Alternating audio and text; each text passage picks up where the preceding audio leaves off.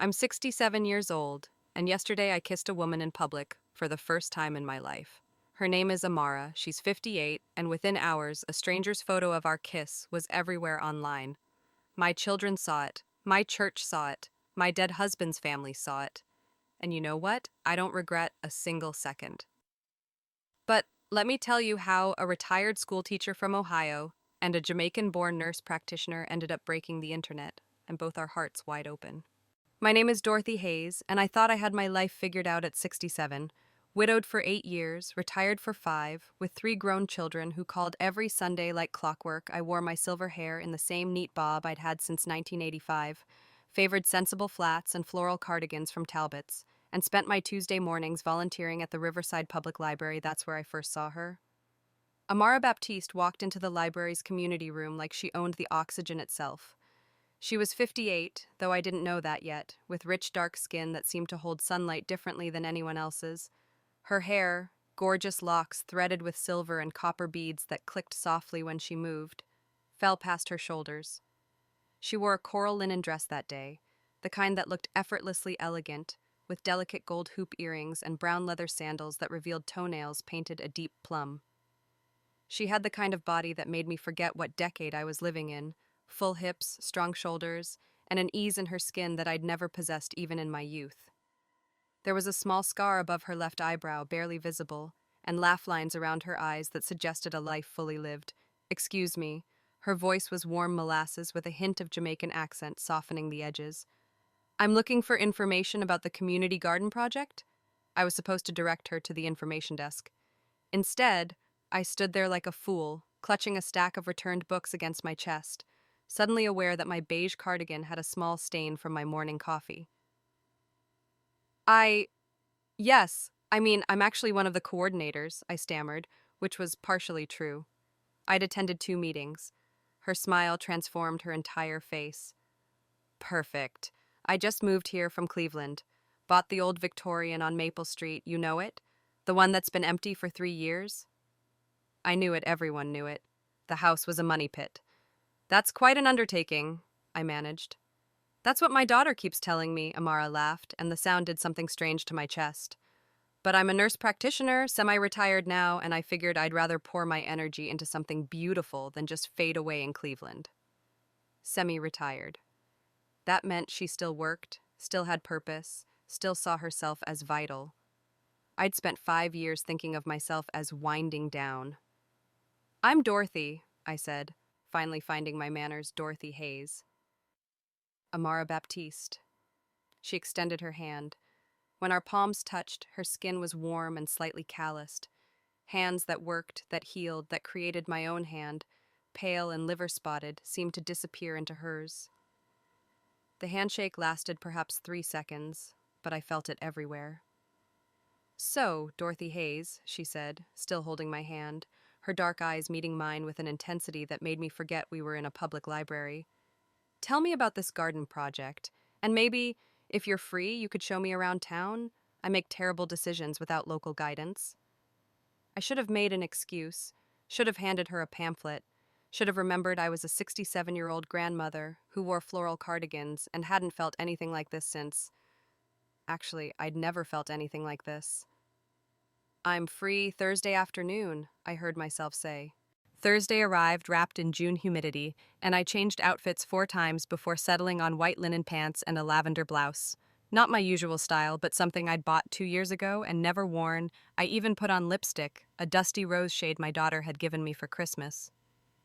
You look different, Mom, my reflection seemed to judge. What are you doing? I had no answer.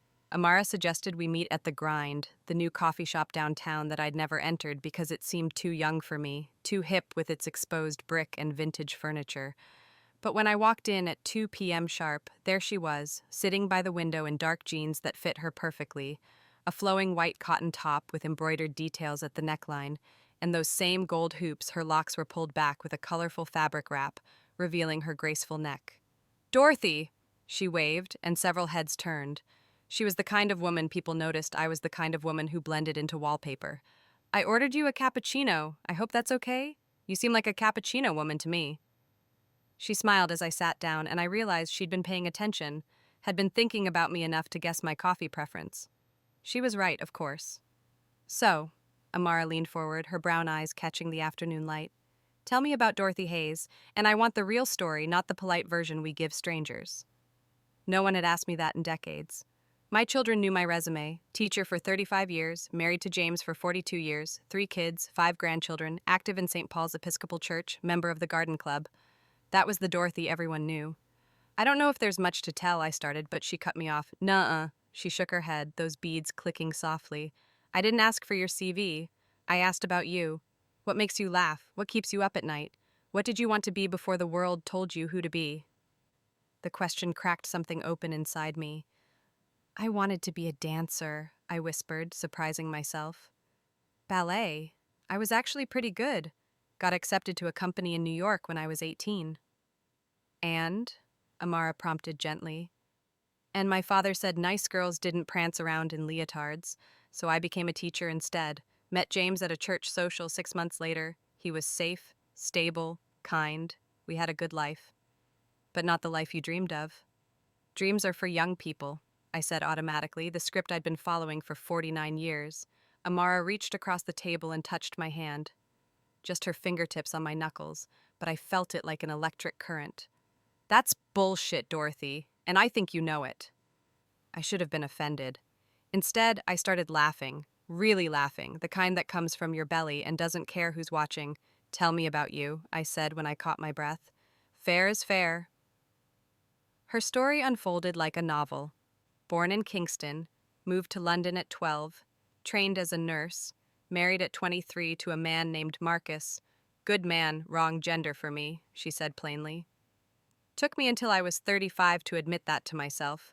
Took me until I was 40 to tell him we have a daughter, Simone. She's 33 now, graphic designer in Chicago. Marcus and I are still friends. He remarried, has twin boys. You're... I couldn't say the word a lesbian. Yes, Dorothy, since I figured out what that word meant. She said it so casually, like announcing she preferred tea to coffee. My heart was hammering. Have you... do you... Am I seeing someone? No. Been single for 3 years now. Last relationship ended when I realized I was tired of dating women who were still figuring themselves out. She paused, studying my face. Are you okay? You look pale. I'm fine, I lied. This is all very new to me. What is? You, I thought. Everything about you is new to me. Over the next 6 weeks, Amara and I became inseparable. We met for coffee 3 times a week, which turned into 4, which turned into nearly every day. We worked together at the community garden, where I learned she had a gift for making things grow. She wore overalls on gardening days, denim ones with paint stains and a bright yellow tank top underneath, and work boots that had seen better days. Her locks would be tied up in a red bandana, and by the end of each session, she'd have dirt under her fingernails and the most radiant smile on her face. I started wearing jeans. Actual jeans, not the elastic waist kind from the Talbot's catalog, but real Levi's that my daughter helped me pick out. I bought new shirts in colors I'd never worn: teal, coral, even a deep burgundy. I stopped wearing my wedding ring. Mom, you seem different, my daughter Karen said during one of our Sunday calls. Lighter somehow. Are you seeing someone? Just a friend, I said quickly. Too quickly. But Amara was more than a friend, wasn't she? Friends didn't make your pulse race when they laughed. Friends didn't make you lie awake at night wondering what their lips tasted like. Friends didn't make you question everything you thought you knew about yourself. It was a Tuesday in late July when everything changed. We were at her house, that Victorian money pit she'd been slowly transforming. She wore cut-off jean shorts that showed her strong, shapely legs, and an old Tina Turner concert t-shirt. Her feet were bare, toenails still that deep plum color. We'd been painting her kitchen cabinets a soft sage green, and we were both covered in paint splatters. Dorothy, she said suddenly, setting down her brush, I need to tell you something, and I need you to really hear me. My stomach dropped. This was it. She was going to tell me she was moving away, that she'd met someone, that our friendship was becoming complicated. I'm falling for you, she said instead, her voice steady but her hands trembling slightly.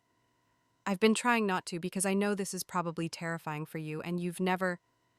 I mean, you were married to a man for 4 decades, and I don't want to push you or make you uncomfortable, but I can't keep pretending I don't feel what I feel. When I'm with you, Dorothy, I feel like I'm exactly where I'm supposed to be. The kitchen was silent, except for the old ceiling fan creaking overhead. Paint dripped from my brush onto the drop cloth.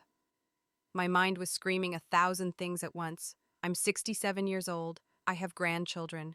I go to church, people will talk. My children will be shocked. I don't know how to be this person.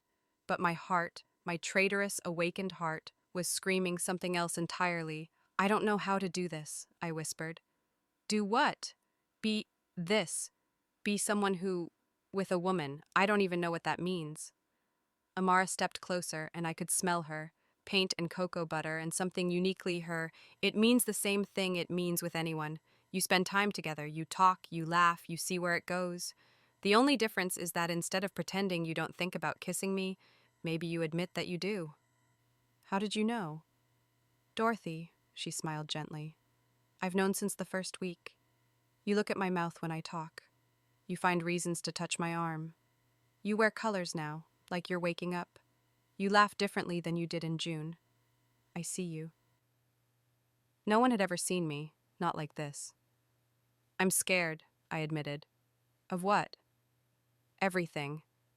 What people will think, what my children will say, what it means about my life with James, about who I thought I was, what it means that I'm 67 and just now realizing I might have been. I couldn't finish living half a life, Amara suggested softly. Dorothy, you don't owe anyone an explanation for finally being honest with yourself. Not your kids, not your church, not James's memory. You only owe yourself the truth. What if I'm not brave enough? She took my paint-covered hand in hers. Then we go slow. We keep being friends. We see what happens. But I needed you to know how I feel, because I'm too old to play games and too tired to hide. I looked at our intertwined hands, mine pale and spotted with age, hers rich brown and strong, two women in their late middle age covered in sage green paint, standing in a half-renovated kitchen in small-town Ohio. I think about you constantly, I heard myself confess. I haven't felt this alive in maybe ever, and yes, I think about kissing you, and that terrifies me because I don't know what it means or how to do this or. She kissed me. Just leaned forward and kissed me, soft and sweet and patient, her lips tasting like the iced tea we'd been drinking, and something else, something intoxicating. My first kiss with a woman at 67 years old, in a paint-splattered kitchen, with Gladys Knight playing softly from her phone somewhere in the background. When we pulled apart, I was crying. August in Ohio is thick and humid, the kind of heat that makes everything slow down. But our relationship was doing the opposite, accelerating in ways that both thrilled and terrified me. We'd been careful, discreet. Coffee dates could be explained away. Gardening was innocent enough. But Amara was pushing gently at my boundaries, wanting more. Come to the Art and Music Festival with me this weekend, she said one Wednesday afternoon. We were in her living room, which she'd painted a warm terracotta color. She wore a flowing maxi dress in shades of orange and gold, with chunky wooden jewelry that complemented her locks. I was in my new jeans and a teal blouse, still trying to find my style at this late stage of life. As friends? I asked nervously. As whatever you want us to be. But Dorothy, I'd really like to hold your hand, in public, like the couple we're becoming. The couple we're becoming. The words made my stomach flutter and clench simultaneously. I haven't told my children yet, I said quietly. I know, and that's okay, but you can't hide forever, love. At some point, living authentically means actually living, not just existing behind closed doors. Love. She'd called me love. Saturday arrived too quickly. I changed clothes 7 times before settling on white capri pants and a flowing navy blue top with small white flowers. I even wore the silver sandals Karen had bought me last summer. The ones I'd thought were too fancy. I looked in the mirror and barely recognized myself, this woman with color in her cheeks and light in her eyes. The festival was downtown, Main Street blocked off with booths selling art, food trucks lining both sides, a stage at the far end where local bands performed. The whole town would be there. Everyone I'd ever taught, everyone from church, everyone who knew me as Dorothy Hayes, respectable widow and retired teacher, Amara met me at the entrance, and my breath caught. She wore white linen pants that hung perfectly on her hips, a vibrant blue tank top that brought out the warm undertones in her skin, and a lightweight kimono-style jacket in blues and purples that flowed when she moved. Her locks were adorned with small blue beads today, and she wore wedge sandals that made her legs look endless. She was absolutely radiant. "You look beautiful," she said, and the way she looked at me made me feel beautiful for the first time in decades. "So do you," I managed. We started walking through the festival, close but not touching. I saw familiar faces everywhere: Mrs. Patterson from church, old colleagues from the school, parents of former students now middle-aged themselves. Everyone smiled and waved, and I introduced Amara as my friend who just moved to town. After an hour, Amara stopped at a jewelry booth, examining handmade silver pieces. "What do you think of these?" She held up matching bracelets, simple cuffs with intricate patterns. "They're lovely. We should get them one for each of us." She was looking at me intensely. "Unless you think that's too much?" I understood what she was really asking. Matching jewelry meant something, it meant declaring something. "Let's get them," I said, surprising myself. As the vendor wrapped our purchases, Amara took my hand. Right there, in the middle of Main Street, with half the town watching her palm pressed against mine, fingers intertwining, her thumb stroking my knuckles gently. I saw Mrs. Patterson's eyes widen, saw Tom Jenkins, who taught history at my old school, do a double take, saw Janet Morrison from the garden club literally stop mid-sentence to stare. I should have pulled away, should have made an excuse, should have protected my reputation. Instead, I squeezed Amara's hand tighter. "You okay?" she murmured. "Ask me in 5 minutes," I whispered back. We walked through the festival hand in hand, past the art booths, past the food trucks, past everyone I'd ever known. Some people smiled, some looked confused, some whispered to their companions. I felt dizzy, exposed, terrified, and somehow more alive than I'd felt in my entire life. When we reached the small park area at the end of the street, away from the densest crowds, I stopped and turned to face her. "Thank you," I said. "For what?" "For being patient, for seeing me, for making me want to be brave." Amara smiled, and I could see tears in her eyes. "Dorothy Hayes, you're the bravest person I know. You're rebuilding your entire life at 67. That's not courage, that's revolutionary." "Kiss me," I said suddenly. "Right here, right now. I'm tired of hiding." "Are you sure? There are still people—" "Kiss me, Amara." She did. Right there in the park, with the festival music playing in the distance and the August sun beating down and people definitely watching. She cupped my face in her hands, those beautiful, strong, healing hands, and kissed me like I was precious, like I was worth the wait, like I was enough exactly as I was. Someone's phone camera clicked. I heard it. The photo appeared on the festival's Facebook page that evening. Then it got shared, and shared again. By Sunday morning, it was everywhere. The image was actually beautiful. Me in my navy blue top, Amara in her flowing kimono jacket, our faces close together, mid-kiss, with festival lights blurred in the background. You could see the joy on our faces, the tenderness, the absolute rightness of the moment. The photographer had titled it, "Love Has No Age Limit." By Monday, it had been shared 50,000 times. My phone started ringing at 6 a.m. Karen, my eldest, was first. "Mom, what the hell? You're gay? And I had to find out from Facebook?" Then Michael, my middle child. "Mom, are you okay? Is someone taking advantage of you? Do you need help?" Then Sarah, my youngest. "Mom, you look so happy. Why didn't you tell me you were dating? She's gorgeous. I want to meet her." 3 different reactions, 3 different conversations, all of them difficult in their own ways. But what surprised me was that I didn't apologize. I didn't backtrack or minimize or explain away what they'd seen. "Her name is Amara," I told each of them. "She's 58, she's a nurse practitioner, and yes, I'm in love with her. And yes, this means I'm a lesbian. Or maybe bisexual. I'm still figuring that out. But I'm happy, genuinely happy, for the first time in longer than I can remember."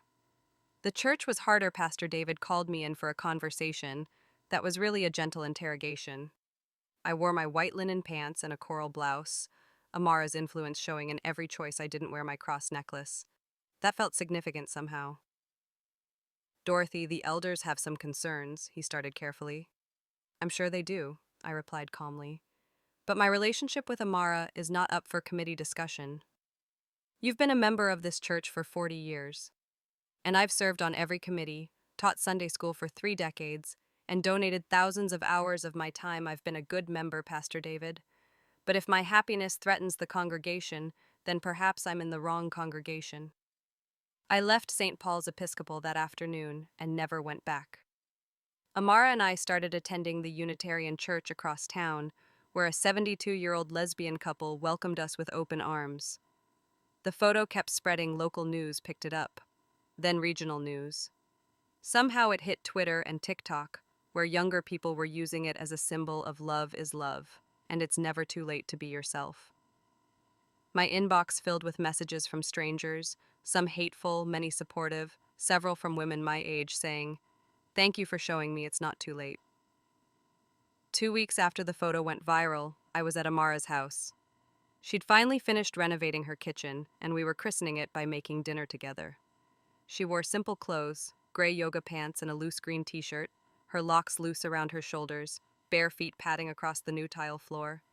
No makeup, no jewelry, except a simple necklace I'd given her. She'd never looked more beautiful. "Do you regret it?" she asked as we chopped vegetables. "Everything that happened?" I set down my knife and turned to face her fully. "Amara, I spent 67 years being who everyone else needed me to be. I was the good daughter who gave up dancing, the good wife who never complained, the good mother who put everyone first, the good church lady who never questioned or challenged. And now? Now I'm being who I should have been all along. And yes, it's messy and complicated, and my son still isn't speaking to me, and I lost my church community, and half the town thinks I've lost my mind." I moved closer to her. "But when I wake up next to you, when you hold my hand, when you look at me like I'm something precious, I'm finally living, Amara. Not just existing, living." She pulled me close, and I rested my head against her shoulder, breathing in the smell of cocoa butter and sage from the herbs we'd been chopping. "My daughter wants to meet you," I said softly. "Sarah's coming next weekend.